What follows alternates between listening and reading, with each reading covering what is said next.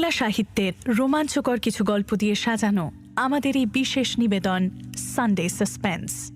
আজকের গল্প হিমাদ্রি কিশোর দাশগুপ্তর কফিন। হিমাদ্রি কিশোর দাশগুপ্তর জন্ম 1973 সালে কলকাতায়। কলকাতা বিশ্ববিদ্যালয় থেকে ইতিহাসে স্নাতকোত্তর। বর্তমানে প্রায় সমস্ত শিশু কিশোর পত্রিকায় নিয়মিত লেখক। আজকের গল্প আমরা নিয়েছি দেব সাহিত্য কুটির প্রকাশিত ভয় ভয়ঙ্কর বইটি থেকে। গল্প পাঠে দীপ, সূত্রধার আমি অয়ন্তিকা। শুরু হচ্ছে কফিন।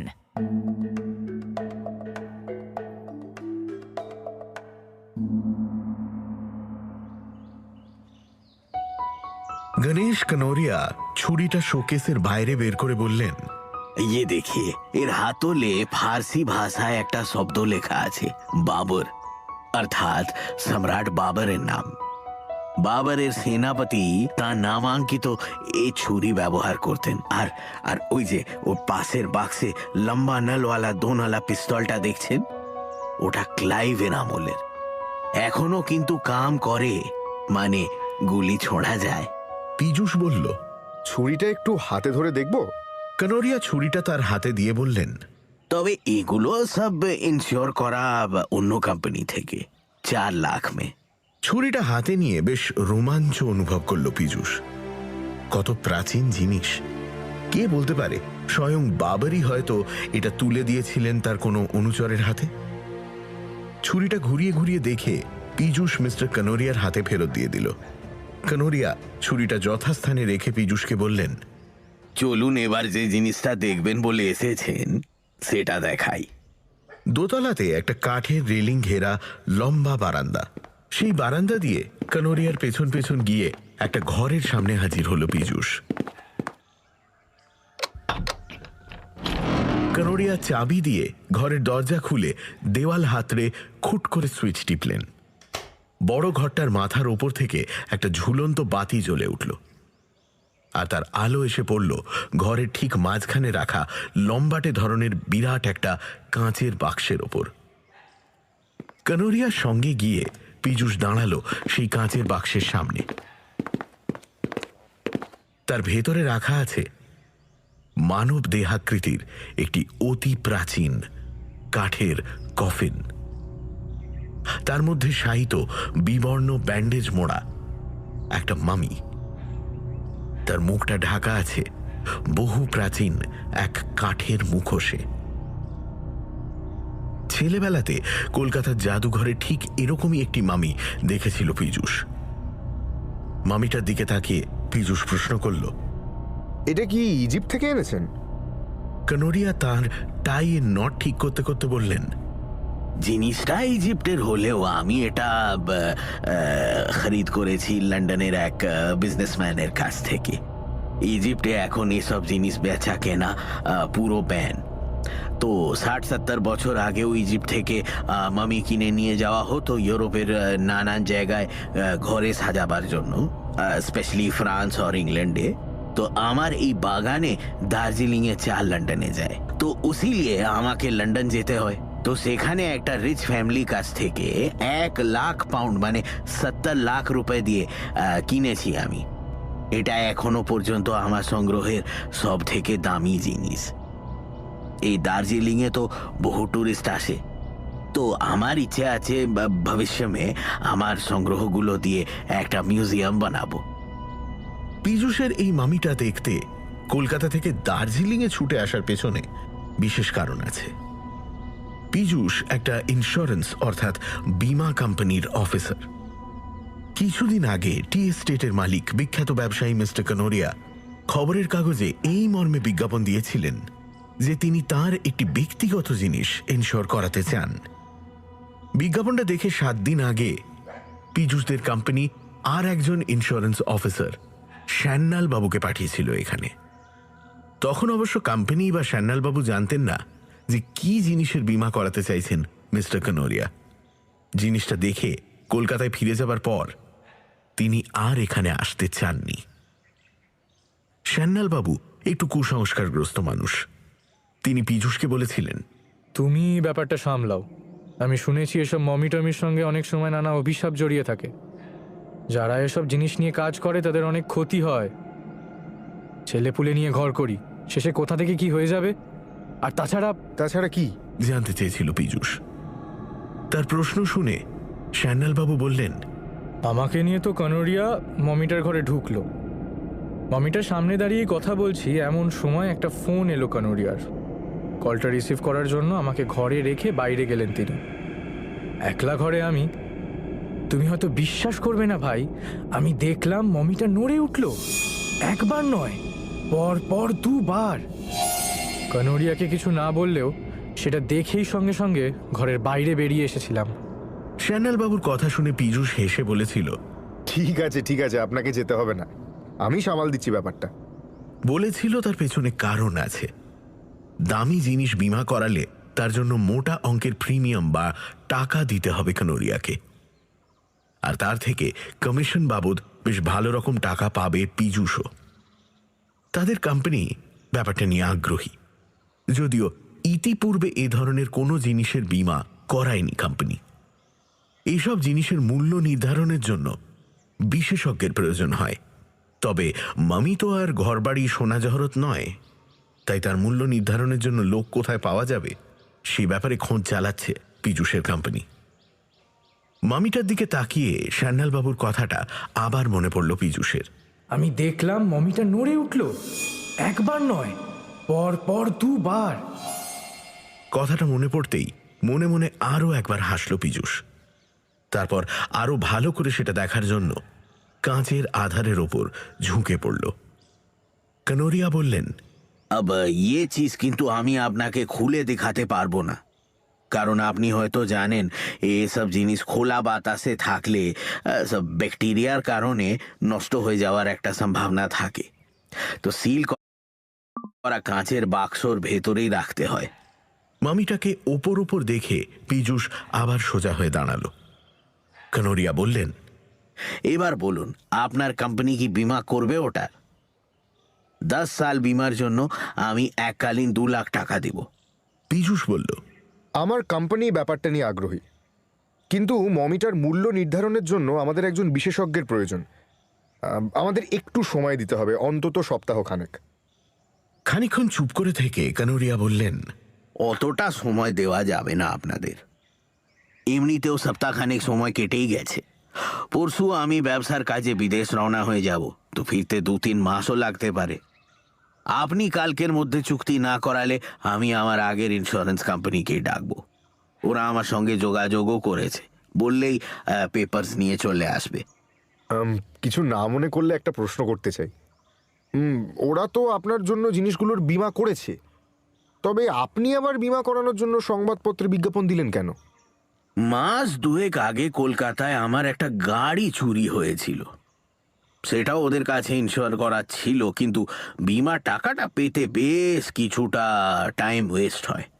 তাই আমি ওদের ওপর একটু আনহ্যাপি। যদিও কোম্পানির পক্ষ থেকে পরবর্তীকালে আমার হয়রানির জন্য দুঃখ প্রকাশ করা হয়েছে। এখন আপনারা যদি বিমাটা করাতে রাজি না হন তো মুঝে উনি লোগোं को बुलाना पड़ेगा। এবার ব্যাপারটা বোধগম্য হল পীযূষের। সে অবশ্য কানোরিয়ার কথা শুনে ধন্দের মধ্যেও পড়ল।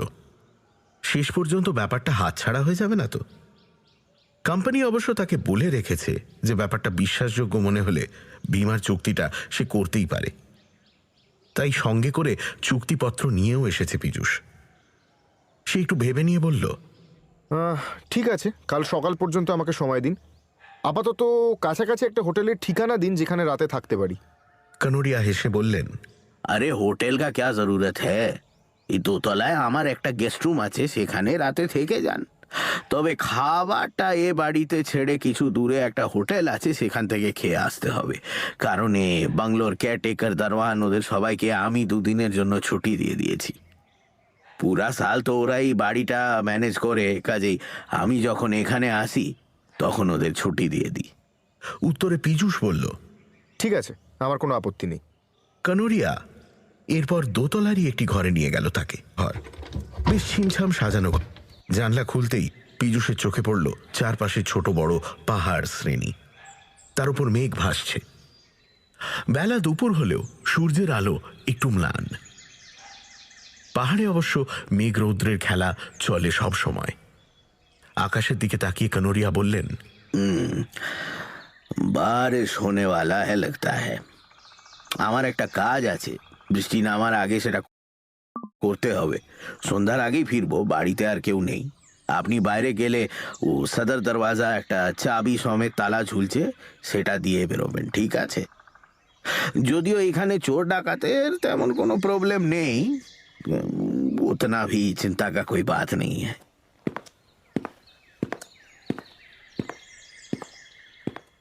কিছুক্ষণের মধ্যেই পীযূষ শুনতে পেল বাইরে কানোরিয়ার গাড়ির শব্দ মিলিয়ে গেল। কানোরিয়ার কাঠের বাড়িটাতে একলা রইল পীযূষ। দার্জিলিংয়ে হলেও কানোরিয়ার বাড়িটা শহরের একটু বাইরের দিকে একটা ছোট টিলার ওপর। চারপাশে আর কোনো ঘর বাড়ি নেই। শহরের দিক থেকে একটা সর্পিল রাস্তা এসে এ বাড়িটার কাছেই শেষ হয়েছে। তার একদিকে খাদ আর অন্যদিকে পাহাড়ের ঢালে পাইন আর দেবদারুর বন। বাড়ি থেকে বেরিয়ে মিনিট 20 হাঁটলে তবে কয়েকটা ঘরবাড়ি আর একটা খাবারের হোটেল আছে। ভাড়া গাড়ি করে এখানে আসার পথে সেগুলো চোখে পড়েছিল পীযূষের। ঘর ছেড়ে বাইরের কাঠের রেলিং ঘেরা বারান্দাতে এসে দাঁড়ালো পীযূষ। কিছুটা দূরে সেই মামির ঘরটা।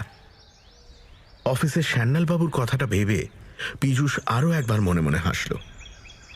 চারপাশে এমন নির্জন পরিবেশ, বাড়িটাতেও কোনো লোক নেই। এই পরিবেশে মামিটার সঙ্গে একলা এ বাড়িতে কিছুতেই থাকতেন না শ্যান্নালবাবু। এই অবস্থায় থাকতে হলে নিশ্চয়ই হার্ট ফেল করতেন তিনি। বারান্দার রেলিং ধরে দাঁড়িয়ে পীযূষ এরপর ভাবতে লাগল তার কি করা উচিত। বীমাটা কি সে করিয়ে নেবে? কিছুক্ষণের মধ্যেই পীযূষের চোখের সামনে বাইরের পরিবেশটা কেমন যেন দ্রুত বদলাতে শুরু করল। পাইন বনের মাথার ওপর ভেসে বেড়ানো সাদা তুলোর মতো মেঘগুলো জমাট বাঁধতে শুরু করল। অন্ধকার নামতে শুরু করলো চারদিকে। কনকনে ঠান্ডা বাতাসের ঝাপটা এসে লাগলো পীযূষের গায়ে। দুলতে শুরু করলো পাইন গাছের মাথাগুলো। ঝড়ের পূর্বাভাস। বারান্দায় আর দাঁড়িয়ে থাকা সমীচীন হবে না মনে করে নিজের ঘরে গিয়ে ঢুকল পীযূষ। আর তারপরেই শুরু হলো প্রচণ্ড দুর্যোগ।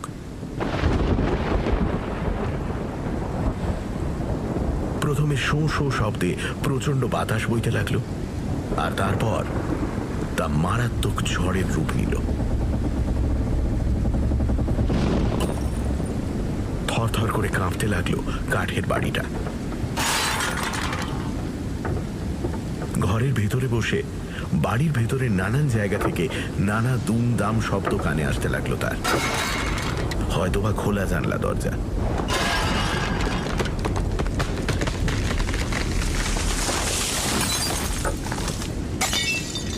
বাইরে কোথায় যেন মড়মড় শব্দে একটা গাছ ভেঙে পড়ল। কেঁপে উঠল বাড়িটা। এরপর ঝড় একটু কমলো বটে, কিন্তু শুরু হলো মুহুর্মুহু বজ্রপাত আর বৃষ্টি।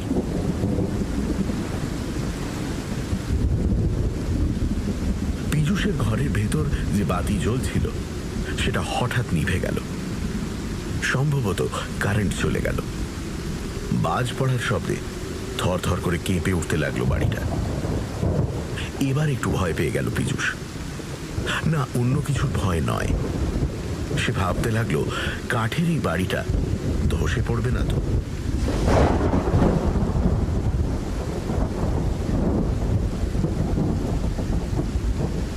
শেষে একবার প্রচণ্ড জোরে বাজ পড়ল। সম্ভবত সেটা পড়ল বাড়ির গা ঘেঁষেই। আর এতটাই তার অভিঘাত যে বাড়িটা যেন সেই শব্দে মৃদু দুলে উঠল। কোথায় কি যেন একটা ঝনঝন শব্দে ভেঙে গেল। এবার স্পষ্টতই আতঙ্ক গ্রাস করল পীযূষকে। সে বুঝে উঠতে পারল না তার কি করা উচিত। ঘরে থাকবে না বাইরে বেরোবে? কিন্তু প্রচণ্ড শব্দে সেই শেষ বাজটা পড়ার পরই ধীরে ধীরে সবকিছু শান্ত হয়ে আসতে লাগলো। কিছুক্ষণের মধ্যেই যেমন আকস্মিকভাবে দুর্যোগটা এসেছিল ঠিক তেমন ভাবেই তা থেমে গেল। পাহাড়ি অঞ্চলে অবশ্য ঝড় বৃষ্টি এমনই আসে যায়। হাঁপ ছেড়ে বাঁচল পীযূষ। এরপর ঘরের ভেতর আরো কিছুক্ষণ সে বসে রইল। তারপর যখন বাইরের প্রকৃতি একদম শান্ত হয়ে গেল তখন বাইরের বারান্দায় বেরিয়ে এলো সে। চারদিকে দুর্যোগের স্পষ্ট চিহ্ন ছড়িয়ে আছে। বাড়ির কিছুটা দূরেই দুটো বিরাট পাইন গাছ ভেঙে পড়েছে। বারান্দা বৃষ্টির জলে না ভিজলেও উড়ে আসা শুকনো পাতার রাশি ছড়িয়ে আছে সারা বারান্দা জুড়ে। বারান্দা লাগোয়া একটা ঘরের জানলার কাঁচের সারসি ঝড়ের দাপটে ভেঙে ছড়িয়ে আছে মাটিতে। হয়তো এই কাঁচ ভাঙার শব্দই শুনতে পেয়েছিল সে, মনে মনে ভাবল পীযূষ। এক সময় বাইরে তাকিয়ে দেখল পাইন বনের আড়ালে আবার দেখা দিলেন সূর্যদেব, আর আলো এসে ছড়িয়ে পড়তে লাগলো বারান্দাতে। বিকেল হয়ে গেছে অনেকক্ষণ। দিনের শেষ আলো ছড়িয়ে পড়েছে দূরের পাহাড়গুলোর ঢালে। ঝড়ের সময় চারপাশটা যতটা ভয়ঙ্কর হয়ে উঠেছিল ঠিক ততটাই এখন যেন সুন্দর লাগছে চারদিকের পৃথিবী। তন্ময়ভাবে বেশ কিছুক্ষণ পাহাড়গুলোর দিকে তাকিয়ে রইল পীযূষ। তারপর তার খেয়াল হলো তাকে খাবার কিনতে যেতে হবে। একটা মোমবাতিও কিনে রাখা ভালো। আলো ফিরবে কি না তা জানা নেই। তাছাড়া পাহাড়ি অঞ্চলে দ্রুত সন্ধ্যা নামে। জিনিসগুলো কিনে অন্ধকার নামার আগেই ফিরে আসা ভালো। বলা যায় না, হয়তো আবারও ঝড় বৃষ্টি নামতে পারে। পাহাড়ি অঞ্চলে প্রকৃতির রূপ দ্রুত পাল্টায়। ভাবনাগুলো মাথায় নিয়ে পীযূষ কিছুক্ষণের মধ্যেই কানোরিয়ার কথা মতো বাড়ির সদর দরজায় তালা দিয়ে বেরিয়ে পড়ল। নির্জন পথ, মনোরম প্রকৃতি, যদিও রাস্তাটা ঝরা পাতায় ঢাকা। সেই পথে পাকদণ্ডি বেয়ে হাঁটতে হাঁটতে মিনিট 15 মধ্যেই পৌঁছে গেল ছোট জনবসতিটায়। রাস্তার গায়ে পাহাড়ের ঢালের নিচে গোটা সাথে কাঠের বাড়ি, তারই মধ্যে একটা বাড়ি সংলগ্ন ছোট একটা হোটেল, আর তার পাশেই একটা ছোট মুদির দোকান। প্রথমে সেই দোকান থেকে একটা মোমবাতি কিনে হোটেলে ঢুকলো সে। হোটেলওয়ালা বলল যে অন্য কিছু খাবার নেই, তবে মিনিট 20 দাঁড়ালে সে রুটি সবজি বানিয়ে দিতে পারবে। পীযূষ বলল, ঠিক আছে, তাই বানিয়ে দিন। লোকটা তার কাজ শুরু করে দিল, আর পীযূষ বসল একটা কাঠের চেয়ারে। রুটি বেলতে বেলতে লোকটা একসময় জানতে চাইল, তা আপনি কোথায় এসেছেন? এদিকে তো ট্যুরিস্ট খুব একটা আসে না। আমি ট্যুরিস্ট নই, কানোরিয়া সাহেবের বাংলো ছিলেন, ওখানেই এসেছি। হ্যাঁ চিনি, আমি তেমনই আন্দাজ করেছিলাম। ওখান থেকে আপনার মতো এক বাঙালি বাবু আমার এখান থেকে খাবার নিয়ে যেতেন, তবে সপ্তাহখানেক ধরে আর আসছেন না। মনে হয় কলকাতা ফিরে গেছেন। মিনিট 20 নয়, আধ ঘন্টারও বেশি সময় লাগলো তার খাবার বানাতে। খাবার নিয়ে দাম মিটিয়ে পীযূষ যখন রাস্তায় নামলো তখন সূর্য ডুবে গেছে। নির্জন পথ, কুয়াশা আর অন্ধকার নামতে শুরু করেছে পাহাড়ের ঢালে। ফেরার পথ ধরল পীযূষ। আর কিছুক্ষণের মধ্যেই অন্ধকারে ডুবে যাবে এই পাহাড়ি অঞ্চল। দ্রুত হাঁটতে লাগলো সে। অর্ধেক পথ অতিক্রম করার পর হঠাৎ যেন তার পেছনে একটা অস্পষ্ট শব্দ শুনতে পেল। ভেজা পাতায় পা ফেলে কেউ হাঁটছে। কেউ তাকে অনুসরণ করছে কি? কথাটা মনে হতেই ঘুরে দাঁড়ালো পীযূষ। দেখল কিছুটা তফাতেই দাঁড়িয়ে আছেন একজন লোক, মাঝবয়সী, শীর্ণ চেহারা, পরনে মলিন একটা পাজামা আর হাফ শার্ট। এই ঠান্ডাতেও তার পরনে কোনো শীতবস্ত্র নেই। পীযূষ ফিরে দাঁড়াতেই লোকটা প্রশ্ন করল, আপনি বাঙালি? হ্যাঁ, আপনি?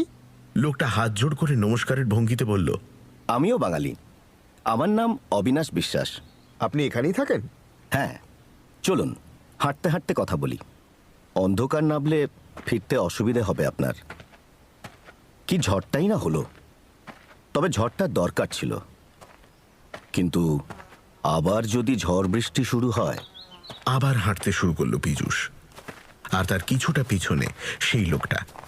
একটু এগোবার পরেই লোকটা বলল, আপনি তো বীমা কোম্পানির লোক, তাই না? প্রশ্নটা শুনে অবাক হয়ে গেল পীযূষ। সে তো নিজের পরিচয় দেয়নি লোকটাকে। হাঁটতে হাঁটতেই বিস্ময়ে পিছনে তাকিয়ে পীযূষ জানতে চাইল, আপনি জানলেন কিভাবে? আমি জানি, আমি তো কানোরিয়া সাহেবের কাছেই কাজ করি। কানোরিয়া সাহেবের নানা ব্যবসা আছে। হাওড়াতে একটা কাপড়ের ফ্যাক্টরিও আছে, সেখানে কেরানির কাজ করতাম। সাহেব আমাকে এখানে নিয়ে এসেছেন। ব্যাপারটা এবার বোধগম্য হলো পীযূষের। লোকটা হাঁটতে হাঁটতেই বলল, হোটেলে খাবার কিনতে গিয়েছিলেন নিশ্চয়ই। আমিও ওইখানেই খেতে যেতাম। হ্যাঁ, হোটেলের লোকটা বলছিল বটে যে একজন বাঙালি খেতে যেত ওখানে। বাড়িতে কে কে আছে আপনার? মা, বাবা, ভাই বোন সবাই আছেন। বাহ, আমারও সবাই আছে, স্ত্রী, বাচ্চা কাচ্চা। তাদের জন্যই তো, পেটের জন্যই তো এত দূর ছুটে আসা। দ্রুত অন্ধকার নামতে শুরু করেছে। তবে বাড়িটার বেশ কাছাকাছি পৌঁছে গেছে পীযূষ। কিছুক্ষণ হাঁটার পর লোকটা বলল, আমি জানি আপনি কেন এখানে এসেছেন, ওই মমিটার বীমা করাতে। লোকটা তবে সব খবরই রাখে। আবার একটু অবাক হলো পীযূষ। তবে লোকটার সঙ্গে এই ব্যাপারে কথা বলা সমীচীন মনে করল না সে। হ্যাঁ, বলে সংক্ষিপ্ত জবাব দিয়ে হাঁটতে লাগলো। কিছুক্ষণের মধ্যেই বাড়িটার কাছাকাছি পৌঁছে গেল পীযূষ। তখন প্রায় পুরোপুরি অন্ধকার নেমে গেছে। ঠিক সেই সময় পেছন থেকে লোকটা বলল, আমি এবার যাই, তবে যাবার আগে আপনার ভালোর জন্য একটা কথা বলে যাই। এবার পীযূষ ঘুরে দাঁড়ালো। তার কয়েক হাত তফাতেই আবছায়ার মতো দাঁড়িয়ে আছে লোকটা। পীযূষকে অবাক করে দিয়ে সে বলল, আজ রাতেই মমিটাকে একবার ভালো করে দেখবেন, তারপর যা সিদ্ধান্ত নেবার তা নেবেন। মানে? বললাম তো, কানোরিয়া সাহেবকে বলবেন মমিটা আজ রাতেই একবার দেখাতে, তারপর যা সিদ্ধান্ত নেবার তা নেবেন। আপনার ভালোর জন্যই কথাগুলো বললাম। পীযূষকে আর কোনো কথা বলার সুযোগ না দিয়ে অন্ধকারের মধ্যে যেন মিলিয়েই গেল লোকটা। অদ্ভুত লোক তো। এই কথা কেন বলে গেল? আর এই কথাটা বলার জন্যই কি গায়ে পড়ে আলাপ করতে এলো সে? ব্যাপারটা বোধগম্য হলো না পীযূষের। লোকটার কথা ভাবতে ভাবতে বাড়ির দিকে এগোলো সে। কারেন্ট এখনো আসেনি। অন্ধকারে ভূতের মতো দাঁড়িয়ে আছে কাঠের বাড়িটা।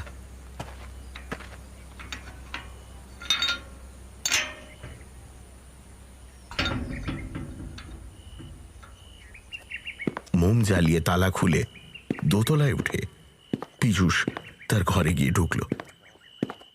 কানোরিয়া তখনও ফেরেননি। মোমবাতি জ্বালিয়ে ঘরে বসে কানোরিয়ার প্রতীক্ষা করতে লাগলো পীযূষ।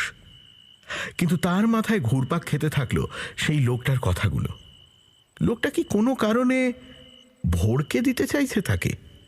মামিটা একবার সে দেখতে বলল কোন উদ্দেশ্যে? বাইরের বারান্দায় হঠাৎ একটা শব্দ শুনতে পেল পীযূষ। শুকনো পাতার ওপর হাঁটার শব্দ। কানোরিয়া কি তবে ফিরে এলেন? হয়তো তার গাড়ির শব্দ খেয়াল করেনি পীযূষ। এগিয়ে গিয়ে দরজাটা খুলে বারান্দায় উঁকি দেয় সে। শব্দটাও যেন থেমে গেল। ইতিমধ্যে বাইরে চাঁদ উঠতে শুরু করেছে। সে আলোতে বারান্দার শেষ প্রান্ত অবধি আবছা হলেও দেখা যাচ্ছে। কিন্তু বারান্দাতে কেউ কোথাও নেই। তবে কি শব্দটা মনের ভুল? ব্যাপারটা ঠিক বুঝে উঠতে পারল না পীযূষ। আবার দরজা বন্ধ করে খাটে বসল। এরপর ভাবতে লাগলো তার কি করা উচিত। বিমাটা করাতে পারলে কমিশন বাবদ বেশ কিছু টাকা পকেটে আসবে তার, আর কোম্পানিও খুশি হবে। কিন্তু বিশেষজ্ঞের পরামর্শ ছাড়া কাজটা করলে একটা আশঙ্কাও থেকে যায়। পরে হয়তো দেখা গেল যে জিনিসটার মূল্যই হয়তো অত নয়। তখন কোম্পানির কোনো আর্থিক ক্ষতি হলে তার দায় নিতে হবে পীযূষকে। কিন্তু এইসব ভাবনার মাঝেই পীযূষের মনে পড়ল অবিনাশ বিশ্বাস নামে লোকটার কথা। কেনই বা লোকটা হঠাৎ পথের মাঝে উদয় হলো, আর কেনই বা মামিটা তাকে দেখার কথা বলে উধাও হলো, কে জানে। পীযূষের মনে হলো এমনও তো হতে পারে যে লোকটা কোনো বীমা কোম্পানির এজেন্ট। কোনোভাবে সে হয়তো জানতে পেরেছে পীযূষের পরিচয়, তাই পীযূষের মনে সন্দেহ সৃষ্টি করে বীমাটা নিজেরা করার ধান্দা করছে। পীযূষ শেষ পর্যন্ত সিদ্ধান্ত নিল যে বীমাটা সে করবে। তবে লোকটা কেন তাকে মামিটা দেখার কথা বলল, সেই সন্দেহ নিরসনের জন্য কানোরিয়া সাহেব ফিরলে মামিটা আর একবার সে দেখবে।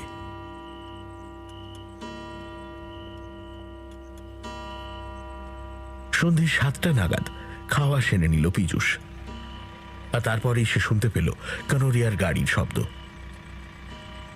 কানোরিয়ার ওপরে উঠে আসতে অবশ্য আরো আধ ঘন্টা সময় লাগলো। দরজায় নক করার শব্দ শুনে পীযূষ খুলে দেখল কানোরিয়া দাঁড়িয়ে আছেন। তার পরনে ড্রেসিং গাউন। পীযূষকে তিনি বললেন, ঝড়ে রাস্তায় একটা গাছ পড়েছিল, তার জন্য আটকে ছিলাম বহুক্ষণ, তো তাই ফিরতে দেরি হলো। তারপর ড্রেস চেঞ্জ করে ওপরে এলাম। আপনার কোনো তকলিফ হয়নি তো? না, তেমন কিছু নয়, তবে ঝড় জলের সময় একটু ভয় পেয়ে গেছিলাম। ভূতের ভয় নয় তো? হাজার হোক মমিটা তো এ বাড়িতেই আছে। না স্যার, ওসব আমার নেই। আসলে এত বাজ পড়ছিল যে একটু ভয় লাগছিল। ভাবলেন কিছু? वैसे कल तक का वक्त है आपके पास? ভেবেছি বিমাটা আমি করাবো, তবে থ্যাংক ইউ। কিন্তু তবে কি? মমিটা আমি এখন একবার দেখতে চাই। কানোরিয়া কয়েক মুহূর্ত চুপচাপ পীযূষের মুখের দিকে তাকিয়ে থেকে বললেন, আপনি তো এসব ব্যাপারে বিশেষজ্ঞ নন, তবে আপনি যখন মমিটা আর একবার দেখতে চান তখন আমার কোনো প্রবলেম নেই। দাঁড়ান, আমি নিচে গিয়ে চাবিটা নিয়ে আসি। মিনিট 3 মধ্যেই চাবি নিয়ে ফিরে এলেন তিনি। বাইরে বেশ বড় চাঁদ উঠেছে, মেঘ মুক্ত আকাশ, চাঁদের আলো চুঁইয়ে পড়ছে দূরের পাহাড়গুলোর গা বেয়ে। ঘর থেকে মোমবাতিটা পীযূষকে সঙ্গে নিতে বললেন কানোরিয়া। আলোটা নিয়ে কানোরিয়ার পিছন পিছন বারান্দা ধরে এগুলো পীযূষ। কানোরিয়া এসে দাঁড়ালেন মামির ঘরের বন্ধ দরজার সামনে। চাবি দিয়ে তালাটা খুললেন, তারপর পাল্লাটাও। ঘরের ভেতরে আলো ঢুকছে। বাড়ির পেছনের দিকের একটা গাছ ঝড়ের দাপটে ভেঙে পড়েছে দেওয়ালের পেছন দিকের একটা জানলার উপর, আর তার আঘাতেই ঘরের ভেতরে ছিটকে পড়েছে পাল্লাটা। বাইরের চাঁদের আলো ঘরে ঢুকছে সেখান দিয়ে। ঘরের ভেতর কানোরিয়া কয়েকবার ঢুকেই আর্তনাদের স্বরে বলে উঠলেন, ও মাই গড! খোলা জানলা দিয়ে চাঁদের আলো এসে পড়েছে ঠিক যেখানে কাঁচের বাক্সতে মামিটা থাকার কথা সেখানে, কিন্তু চূর্ণ বিচূর্ণ হয়ে গেছে সেই কাঁচের আধার। জানলার পাল্লাটা তার কিছুটা তফাতে পড়ে, হয়তো তার আঘাতেই অথবা বজ্রপাতের অভিঘাতে ভেঙে গেছে কাঁচের বাক্সটা। পীযূষের মনে হলো ঝড় বৃষ্টির সময় ঘরে বসে বসে সে যে ঝনঝন শব্দ শুনেছিল তা এই কাঁচের বাক্স ভাঙার শব্দটাও হতে পারে। ভালো করে সেদিকে তাকিয়ে পীযূষ দেখতে পেল ভাঙা কাঁচের বাক্সর ভেতর সেই প্রাচীন কাঠের কফিন আছে ঠিকই, কিন্তু তার মধ্যে মামিটা নেই। ঘরের চারপাশে ছড়িয়ে আছে কাঁচের টুকরো আর লম্বা লম্বা কাপড়ের ফালি, প্রাচীন ব্যান্ডেজগুলো যা দিয়ে মোড়া ছিল মামিটা। পীযূষ কয়েক পা এগিয়ে গিয়ে কাঠের কফিনটার সামনে দাঁড়ালো, তার সঙ্গে কানোরিয়াও। কাঠের শূন্য কফিনটার সামনে দাঁড়িয়ে বিস্ময়ে হতবাক পীযূষ প্রশ্ন করল, এ কি, মমিটা গেল কোথায়? কানোরিয়ার চোখে মুখেও বিস্ময় ফুটে উঠেছে। তিনিও যেন এই শূন্য কফিনটা দেখার জন্য প্রস্তুত ছিলেন না। পীযূষের কথায় হয়তো তিনি কোনো জবাব দিতে যাচ্ছিলেন, কিন্তু তার আগেই একটা কণ্ঠস্বর শোনা গেল। ওর মধ্যে তো কোনো মমি ছিলই না। বিদেশ থেকে শুধু ওই কাঠের পুরনো কফিনটা আর ব্যান্ডেজগুলো আনা হয়েছিল, তাই না কানোরিয়া সাহেব? সঙ্গে সঙ্গে কানোরিয়ার মুখ কেমন যেন একটু ফ্যাকাশে হয়ে গেল। কথাটা কে বলল বোঝার জন্য ঘরের চারদিকে তাকাতে লাগলেন তিনি। আর তারপর শোনা গেল সেই কণ্ঠস্বর। বুদ্ধিটা ভালোই ফেঁদেছিলেন। কদিন পর মমিটা খোয়া গেছে বলে বীমা কোম্পানির কাছে টাকা দাবি করতেন। কেউ বুঝতেই পারতো না যে ওই কাঠের কফিনে কোনো মমি ছিল না। কানাঘুষো শুনছিলাম যে আপনার ব্যবসা লোকসানে চলছে, কিন্তু তার জন্য মানুষের জীবন নিয়ে ছিনিমিনি খেললেন। পীযূষ আর কানোরিয়া দুজনেই এবার বুঝতে পারল যে কণ্ঠস্বরটা আসছে ঘরের অন্ধকার এক কোণ থেকে। চাঁদের আলো সেখানে পৌঁছচ্ছে না। সেদিকে তাকিয়ে কানোরিয়া বলে উঠলেন, কে কে আপনি? এবার অন্ধকার ছেড়ে বেরিয়ে এলো লোকটা। মামির মুখের ওপর যে মুখোশটা পরানো ছিল, এক হাত দিয়ে সেই প্রাচীন কাঠের মুখোশটা দিয়ে নিজের মুখটা আড়াল করে রেখেছে সে। কানোরিয়া আবারও বলে উঠলেন, কে কে কে কে কে তুমি? এবার যেন মৃদু কেঁপে উঠল তার গলাটা। লোকটা প্রথমে জবাব দিল, যে এতদিন ওই কাচের বাক্সের মধ্যে শুয়েছিল, তবে মিশরের মমি নয়, যাকে আপনি মমি বানিয়েছিলেন। কথাটা বলার পর মুখোশটা সরিয়ে নিল লোকটা। আরে, এই যে সেই লোকটা যার সঙ্গে পীযূষের দেখা হয়েছিল রাস্তায়, অবিনাশ বিশ্বাস। তাকে দেখেই কানোরিয়ার চোয়ালটা যেন ঝুলে পড়ল। বিস্মিতভাবে তিনি বলে উঠলেন, তুমি তুমি বেঁচে আছো? লোকটা জবাব দিল, আপনার কি মনে হয় আমি মারা গেছি ধরে নিয়ে কাঁচের বাক্সটা সিল করে দিলেন আপনি, যাতে মরদেহের গন্ধ বাইরে না বেরোতে পারে? নিশ্চয়ই ভেবে রেখেছিলেন এরপর আমার দেহটা কোনো খাদে নিয়ে গিয়ে ফেলবেন। কানোরিয়া নিশ্চুপ। বিস্ময় ফুটে উঠেছে তার চোখে মুখে। অবিনাশ বিশ্বাসের পর বলল, আপনি যেমন আমাকে এই প্রাচীন ব্যান্ডেজে জড়িয়ে মমি বানিয়েছিলেন, তেমনি আপনাকে এখন মমি বানাবো আমি। লোকটা এই বলে মাটি থেকে একটা লম্বা ব্যান্ডেজের ফালি কুড়িয়ে নিল। ঠিক এই মুহূর্তে কানোরিয়া যেন নিজেকে সামলে নিলেন। হিংস্র একটা ভাব ফুটে উঠল তার মুখে। তিনি বলে উঠলেন, বুঝতে পারছি তুমি বেঁচে আছো। কাঁচের বাক্সর কোথাও ছিদ্র হয়ে গেছিল আর তা দিয়ে বাতাস ঢুকতো ভিতরে। কিন্তু তুমি আর এই বিমার দালাল যদি ভেবে থাকো যে দুজনে মিলে আমাকে ফাঁসাবে, তো বহুত গলত সমঝে তুম দোনো। তোমাদের দুজনের দেহই পড়ে থাকবে এখানকার কোনো খাদে। কেউ কোনোদিন তোমাদের খুঁজে পাবে না। লোকটার উদ্দেশ্যে এ কথা বলার পর পীযূষের দিকে তাকিয়ে কানোরিয়া বললেন, তুমি ইচ্ছা করে এখন মামি দেখার ইচ্ছা প্রকাশ করেছিলে, তাই না? হ্যাঁ, ভেবেছিলে তোমরা দুজনে আর আমি একা, আমাকে কাবু করতে কোনো তকলিফ হবে না। হ্যাঁ, কিন্তু তোমাদের সেই ইচ্ছা পূরণ হলো না। এই বলে ডান হাতটা ওপরে তুললেন কানোরিয়া। তার হাতে কখন যেন উঠে এসেছে পীযূষের দেখা ক্লাইভের আমলের সেই প্রাচীন পিস্তল। বাকরুদ্ধ হয়ে গেল পীযূষ। পিস্তলের নলটা ধীরে ধীরে পীযূষের বুক লক্ষ্য করে সোজা হয়ে উঠছে। পীযূষ আতঙ্কে হিম হয়ে গেলেও ঘরের অন্য লোকটা কিন্তু ঘাবড়ালো না। সে বলে উঠল, পিস্তলটাও মমির মতন নকল নয় তো? কাজ হবে তো? আমাকেই আগে গুলি করুন। কথাটা কানে যেতেই কানোরিয়ার হাতের পিস্তলটা ঘুরে গেল লোকটার দিকে। হিংস্র হাসি হেসে কানোরিয়া বললেন, দেখি গুলি বেরোয় কিনা। আলোর ঝিলিক, প্রচন্ড শব্দে কেঁপে উঠল ঘরটা। বারুদের ধোঁয়ায় কয়েক মুহূর্তের জন্য অদৃশ্য হয়ে গেল লোকটা, কিন্তু তারপরেই পীযূষ দেখতে পেল একইভাবে দাঁড়িয়ে আছে সে। আবঝা হাসিও যেন ফুটে উঠেছে তার ঠোঁটে, আর কানোরিয়া চোখে মুখে ফুটে উঠেছে প্রবল বিস্ময়। মুহূর্তখানিক সময় পরস্পরের দিকে তাকিয়ে রইলেন তারা। তারপর কানোরিয়া আবারও পিস্তল উঠিয়ে গুলি চালালেন অবিনাশের বুক লক্ষ্য করে। আবার প্রচন্ড শব্দ আর বারুদের ধোঁয়াতে ভরে গেল ঘর। মোমবাতিটা খসে পড়ল পীযূষের হাত থেকে। ধোঁয়া কাটতেই পীযূষ দেখল লোকটা একইভাবে দাঁড়িয়ে আছে। তার মুখের হাসিটা এবার স্পষ্ট, আর তার দিকে তাকিয়ে যেন রক্ত শূন্য হয়ে গেছে কানোরিয়ার মুখ।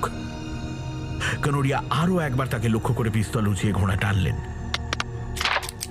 খট করে একটা শব্দ হলো, কিন্তু গুলি বেরোলো না। ওই প্রাচীন দোনলা পিস্তলে দুটো মাত্র গুলি ছিল। লোকটা এরপর বলল, এবার আমার পালা। সে এক পা করে এগোতে লাগলো কানোরিয়ার দিকে।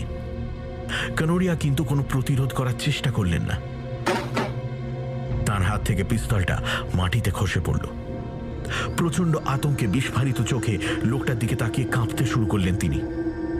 লোকটা যখন একদম কাছে চলে এলো, তখন কাটা কলা গাছের মতো মাটিতে পড়ে গেলেন তিনি। অবিনাশ বিশ্বাস নামের লোকটা এরপর মাটিতে বসে ব্যান্ডেজের কাপড়গুলো কানোরিয়ার মুখে মাথায় জড়াতে শুরু করল। ঘটনার আকস্মিকতায় কিছুক্ষণের জন্য স্তব্ধ হয়ে গেছিল পীযূষ। হুঁশ ফিরতেই সে লোকটার উদ্দেশ্যে বলল, কানোরিয়া সাহেব কি মারা গেছেন? আরে ও কি করছেন আপনি? অবিনাশ বিশ্বাস জবাব দিল, অজ্ঞান হয়ে গেছে। আমি জীবন্ত মমি বানাচ্ছি, যেমন ও আমাকে বানিয়েছিল।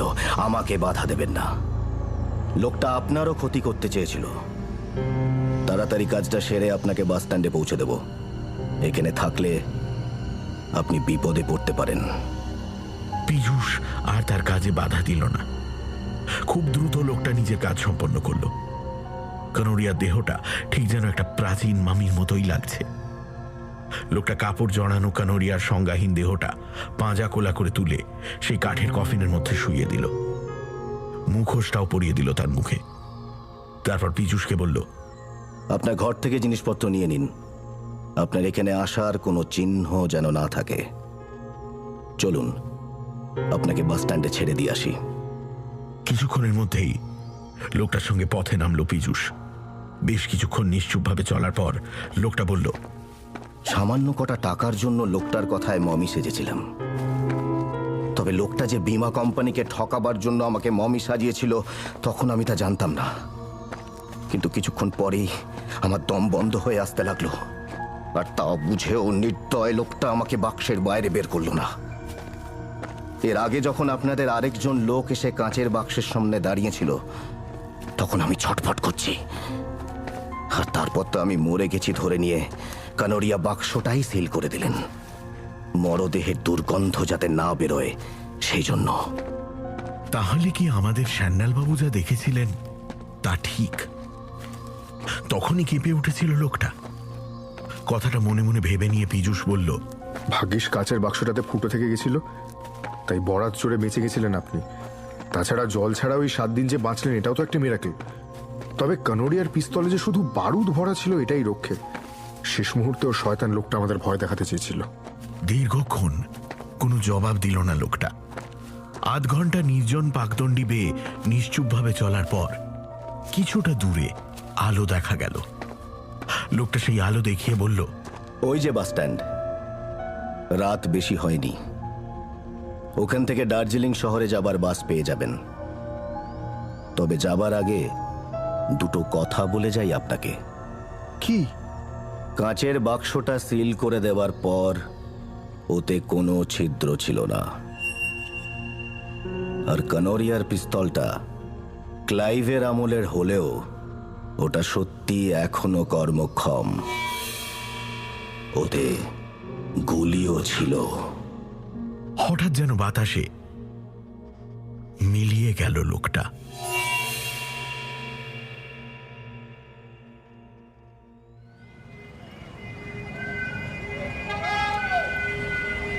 দুদিন পর কলকাতায় ফিরে এলো পীযূষ।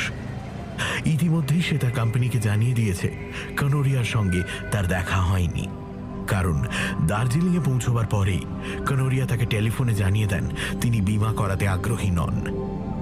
অবশ্য এই মিথ্যে বলার জন্য পীযূষের বিমা কোম্পানির কাছে ধরা পড়ার ভয় নেই, কারণ ইতিমধ্যেই সংবাদপত্রে একটা খবর প্রকাশিত হয়েছে। বিখ্যাত ব্যবসায়ী অখিলেশ কানোরিয়াকে বাকশক্তিহীন ও পক্ষাঘাতগ্রস্ত অবস্থায় তার দার্জিলিংয়ের বাংলো থেকে উদ্ধার করা হয়েছে। অদ্ভুতভাবে মামির মতো কাপড় গায়ে জড়িয়ে একটি প্রাচীন মামির বাক্সে শুয়েছিলেন তিনি। তবে সে ঘরে আরও একটা পচা গলা মৃতদেহ পাওয়া গেছে। তার বুকে বুলেটের ক্ষতচিহ্ন রয়েছে। এছাড়া সে ঘরের ভেতর থেকে কানোরিয়ার সংগ্রহের একটি প্রাচীন পিস্তলও মিলেছে।